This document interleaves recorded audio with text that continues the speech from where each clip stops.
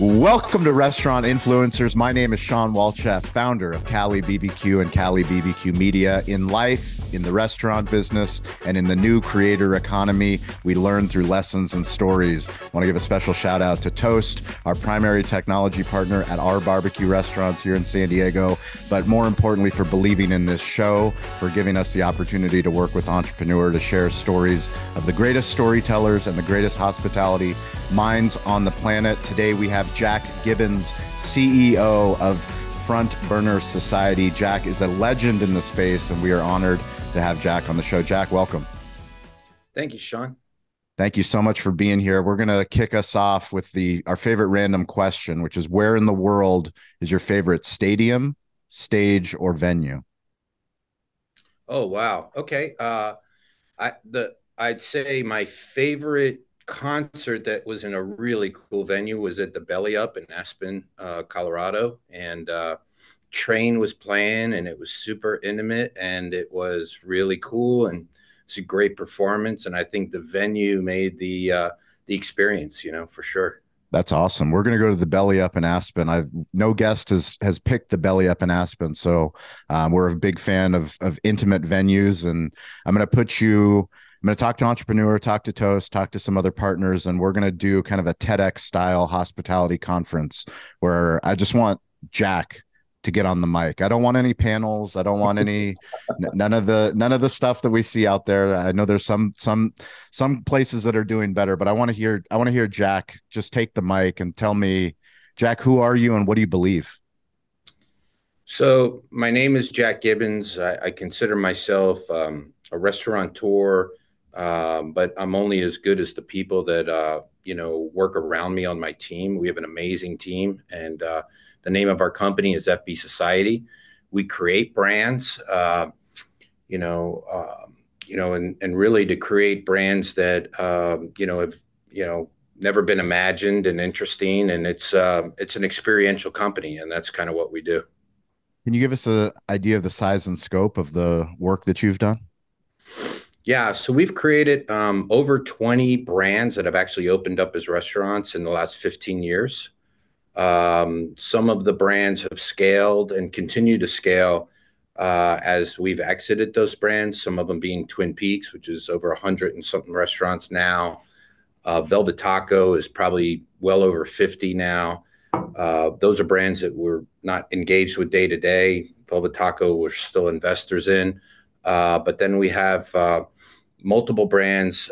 Primarily, we start them all in Dallas, and then when it makes sense, we scale them outside, hopefully regionally first, then nationally. Can you tell us a story of when you knew Randy DeWitt was the guy?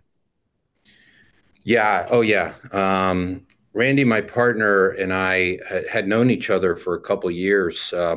He always says he was trying to hire me away from Pappas. At the time, I was running Papado, and he had a seafood business called Rockfish that originally he had sold in a partnership to Brinker and had bought back.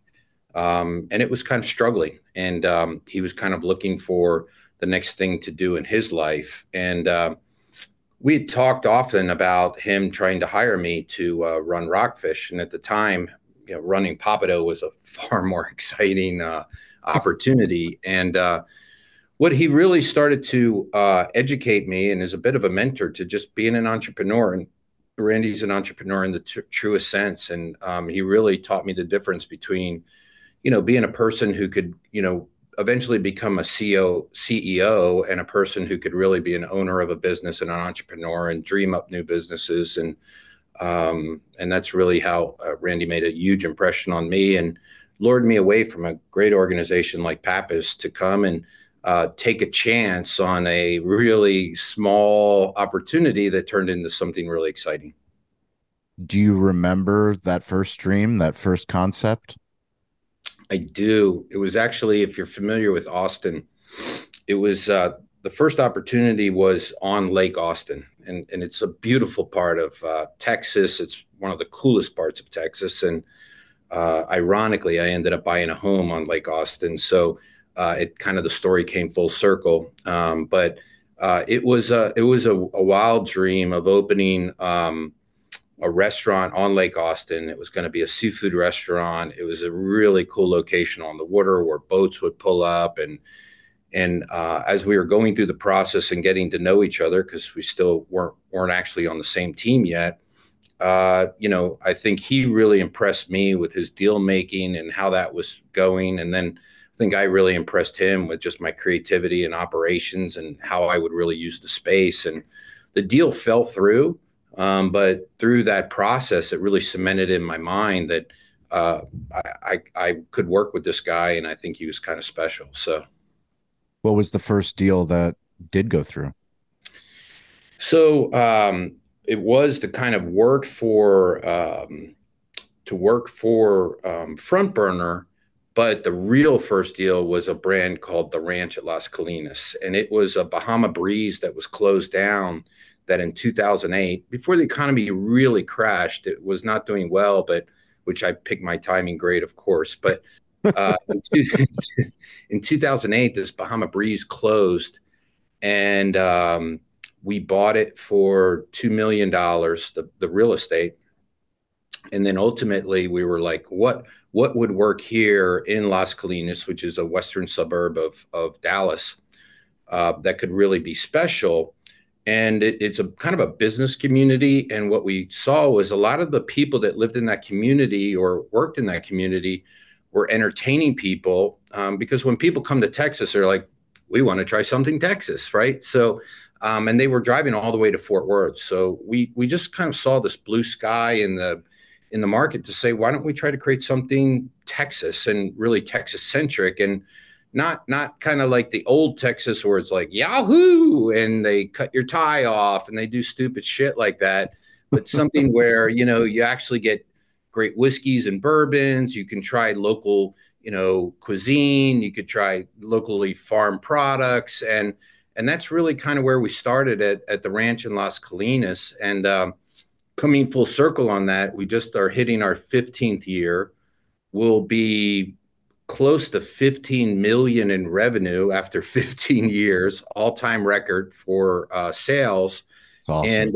And it's been that story ever since we opened. And so that's a magical restaurant for us, and really kind of kicked off a lot of the other brands that we have today. When you think about scaling restaurant concepts, what kind of lens do you look at it? Like I think first off, contrary to a lot of other people would say, is I say profit is not a four-letter word. Like if you don't build margin into your brand, you can't hire the best people, you can't buy the best products, you can't run great campaigns, and it gives you zero flexibility. And so I think that when you design a brand and you look at national expansion or even regional expansion, a concept needs to earn the right to grow. And just because you open a restaurant doesn't mean you should grow it, contrary to a lot of people think. And, then you hear crazy people talking about franchising and all this stuff. And like the first thing is you just got to run one great restaurant, and it's got to make sense financially. It's got to start developing a culture.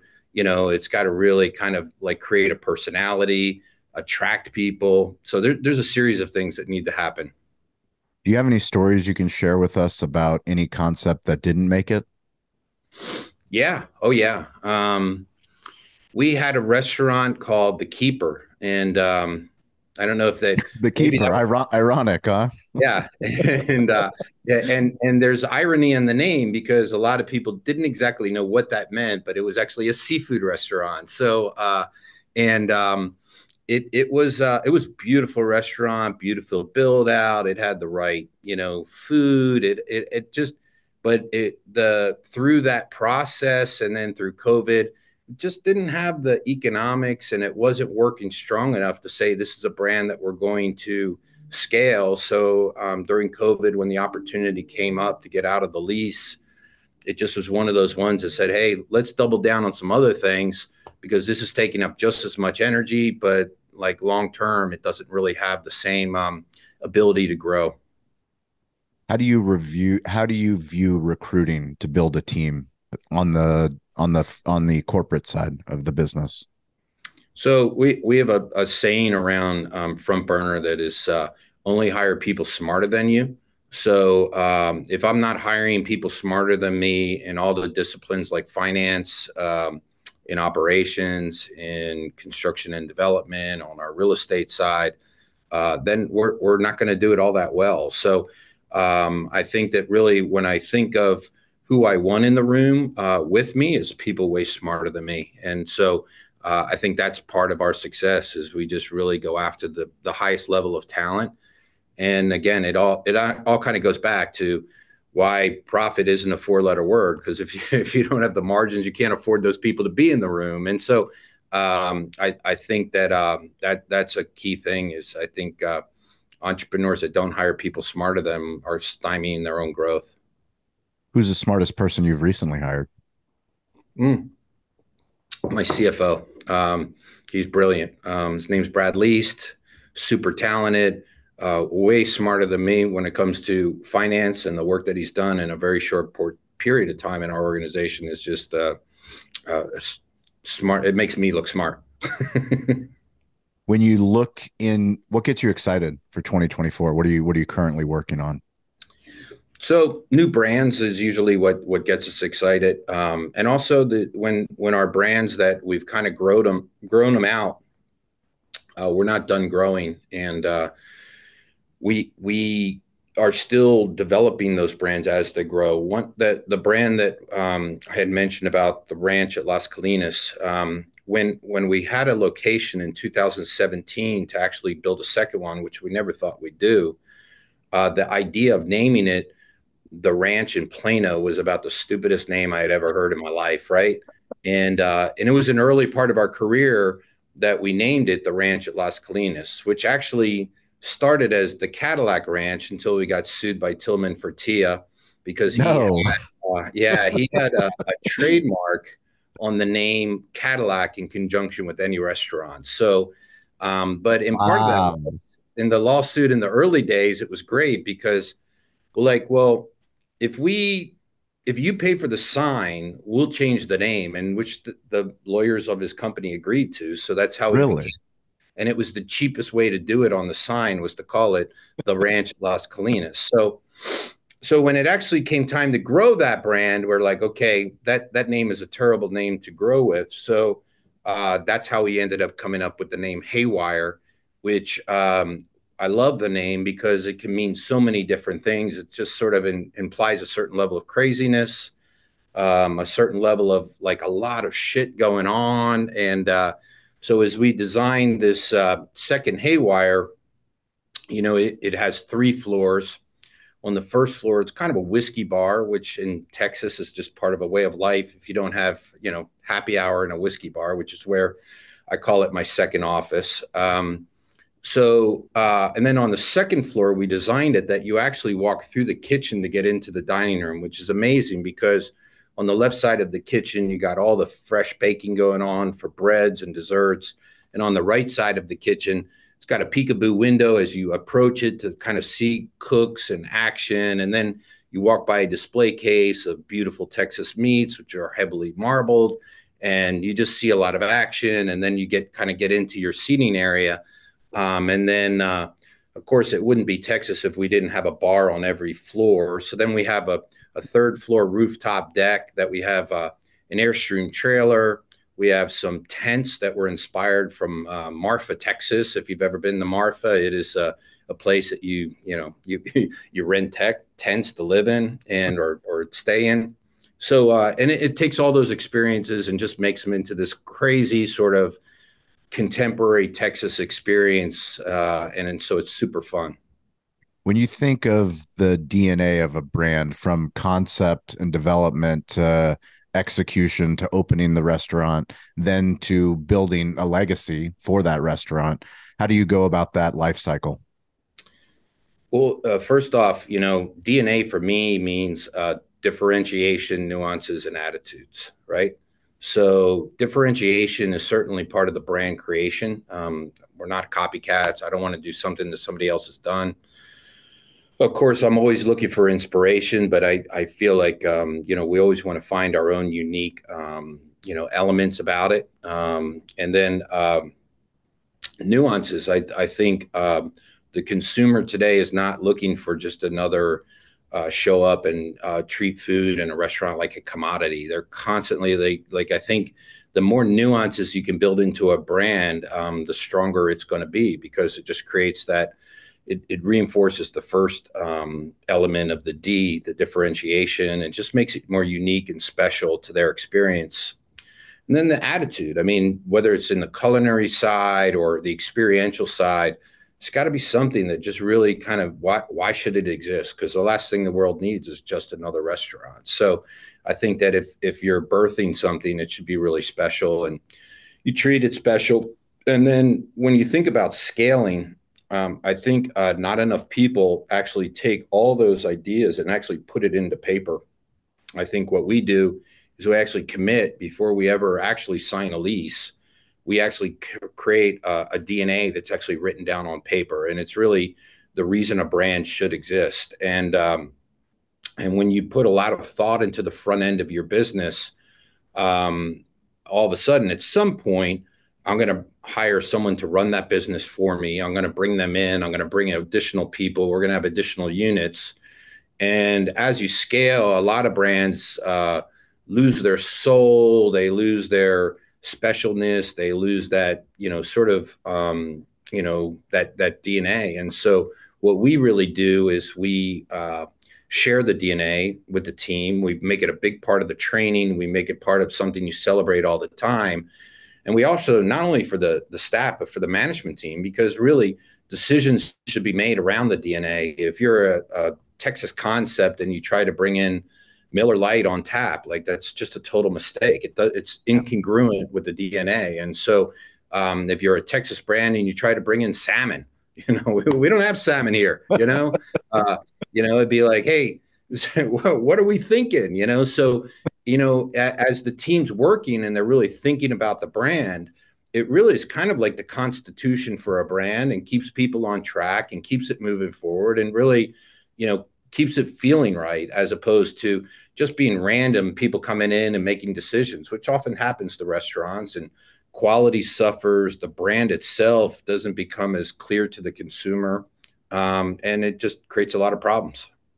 How do you view your vendor partners, the primary ones that you choose to do business with across multiple concepts? I mean, a lot of times, one thing we do is we do this celebration of our vendors, in particular the farmers, right? We invite them every year to show off their wares and kind of like a happy hour to customers. And then afterwards, we actually have them go into one of our private rooms, and our team actually feeds them a sit-down dinner. And the idea of doing that is, A, one, to say thank you, and B, to let them just kind of relax one night with their family and enjoy a sit-down meal themselves. Because, the vendors are often, I run into more like them hustling food into the restaurant because they're short, or we're really busy, or something's going on. And, that's kind of how we feel about our vendors. You've described yourself as a maverick within your own organization. Do you believe that every successful organization needs to have some sort of maverick? I think to a certain degree, you have to be comfortable with confrontation. I think that, not saying that, again, if it's confrontation and I'm not the smartest guy in the room, that's always kind of interesting, right? So I think that you need to challenge the norms and challenge ideas and challenge the thinking and challenge, things. If things aren't challenged, they're going to get boring, and things are going to kind of hit a point that you just become vanilla. And I just think that if you're an experiential company that creates brands, the one thing you don't want to ever be is vanilla. Confront is a great word. It's Jerry Seinfeld, the comedian's favorite word. And it's something that out of all these interviews I've done, I haven't heard a leader talk about confrontation in hospitality, because it's almost the antithesis to what we do in the hospitality space. Can you talk a little bit more about confrontation? Because I think it is There's a thread there that I think probably sets you guys apart from most brands. Yeah, you know, having lots of restaurateur friends, a good example of confrontation in a is interesting is like how our industry feels about Yelp. Like, I Yeah. hate Yelp, you know, because you have these customers that are actually giving you unsolicited feedback, and you know, and we totally think about it the opposite way. For me, it's like, man, I love this feedback.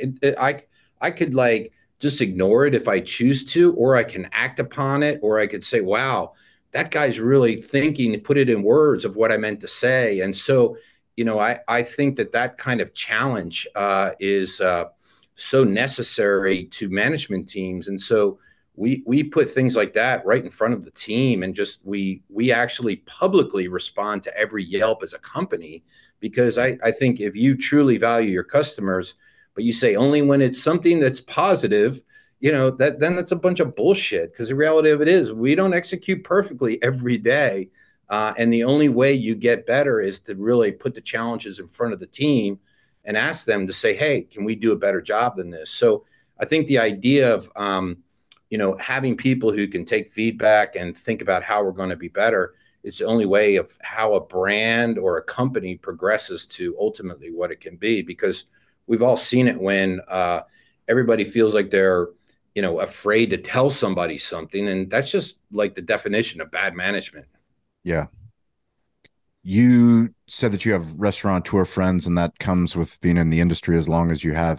Is there anything you proactively do to stay involved, to stay on top, to stay connected to leaders that you respect and admire that might be, and maybe they're not just in the restaurant space, other entrepreneurs in different business verticals? Yeah, I actually had an amazing week 2 weeks ago. I went from I won Southwestern United States EY Entrepreneur of the Saw Year. that. So I traveled Congratulations. to Palm Springs to spend a couple days with you know, a big celebration of EY, big event that they had with great, you know, all entrepreneurs from every discipline, all over the United States, and you had a great lineup of speakers. And then from there, I flew to London, where with the Peach Conference, I was the keynote speaker for 350 restaurant executives in out of all of the UK. And man, it was the best restaurateurs in the UK. And so Wow. super cool brands, really interesting people. And then from there, I spent 4 days in Dubai visiting restaurants, seeking some inspiration for some new projects I'm working on, and just thinking about what the future of our company is. And and then circling back to Dallas. So that's what I love to do, and do those kind of experiences to keep me in touch. And sometimes when I do those trips, I do it with a series of different CEOs in the industry that we all just go look to, you know, see some interesting things and enjoy some great food and cocktails and company, and tell some great stories, and share some big ideas. And you never know what comes out of that. What was the keynote in the UK about? You know, it was really about how to operationalize ideas, and you know, how to turn those ultimately into you know, things that can change people's lives. You know, so I think ultimately that's what inspires me today. And doing that trip, what takeaways did you have for what you're building into the future? You know, I think the big takeaway is, you know, just that we're far from done. There's a lot more to learn, and you know, we're not getting any younger, but there's so much more to learn and so much more to share. And I think that you know, when you look at it in a way that, you know, it's a bit of a journey, and everybody's journey is unique and special. And you know, I just feel like you know, my personal journey and the journey of our organization is really, you know, we've done a bunch of restaurants, some transactions, we've had things happen over the years, but we're still pretty young company and still learning and growing. What do you think when you're speaking to the other entrepreneurs? What do you think entrepreneurs in different industries can learn from our hospitality industry? I think you know, the rest of the world doesn't see restaurateurs as entrepreneurs. And I think that was a lot of my message in London, was that you guys are the ultimate entrepreneurs. It's really to a certain degree, when you study history, we are the people who started entrepreneurism. And you have people who are getting all the credit, like tech people and other disciplines that might look sexier, but it's funny, they have all the protection of, the government with trademarks and things like that we don't have, and we actually have to scrap it out and fight for it. And I don't think the industry gets enough credit for what it really takes to be successful, and how truly entrepreneur it really is. Well, I can't thank you, Jack, enough for your time. Anybody that's following the show, we appreciate you for watching. We appreciate you for listening. Please go see what F&B Society is doing, all the different concepts they have. Follow Jack on LinkedIn. We'll put links into the show notes. But is there any parting words of wisdom that you'd like for the restaurateur that's listening to this, maybe on their way to their restaurant, something that you'd like to let them know? Yeah, it's funny. This word is traditionally not used with entrepreneurs, but to love something in French actually means amateur. And an amateur is actually what a real entrepreneur is, because you go into it, if you feel like you've got all the answers and you know everything, then you're never going to fit on our team, and you're never going to be all that successful. But if you really can say, I've been doing it for years, but I'm still a bit of an amateur. I'm still learning. I'm still growing. Ultimately, that's where it's at. And I think that if you can, continue to build that mindset of you're always learning new things, and you're always and there's so many disciplines to being a restaurateur, whether it be through finance, development, construction, accounting. There's just so much to learn that you are an amateur, and it's okay. And that's why you surround yourself with better teams and better people, and just try to keep learning. It's amazing. If you guys want to connect with me, it's at Shawn P. Walchef, ShawnPWalchef. That's on all the social platforms. Instagram is probably the quickest way, or LinkedIn. But we appreciate you guys listening to the show. And as always, like my grandfather taught me, stay curious, get involved, and don't be afraid to ask for help. We will catch you guys all next week. Jack, thank you so much for your time. Thanks, Shawn. Take care, buddy. Bye. Just a reminder, you, the listener, you, the viewer, are the most important person that consumes this content. The only way for us to grow this show is for you to share it with a fellow friend in the restaurant business.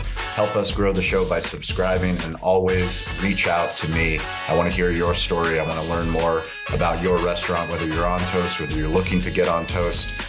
We appreciate you supporting this show, and we can't wait to see the content that you're creating and to learn about the impact that you are making in your communities. Stay curious, get involved, and don't be afraid to ask for help.